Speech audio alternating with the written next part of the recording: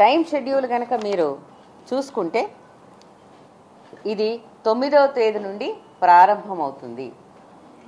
9 అంటే మనం అందరం పండగలు చేసుకున్న తర్వాత 9వ రోజు గురువారము ఉదయము ఎలక్షన్ నోటీసు అన్నది 9వ తేదీ నుంచి మొదలవుతుంది. ఆ రోజు నుంచి నామినేషన్స్ వేయవచ్చును.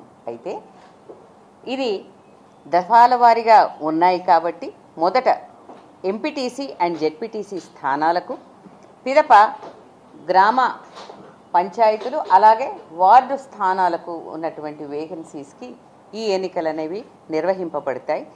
వాస్తవంగా ఇవి 2 ఫేజులు, అవి 3 ఫేజులు కలుపుకుంటే 5 దఫాలుగా ఈ ఎలక్షన్ ఉంటుంది.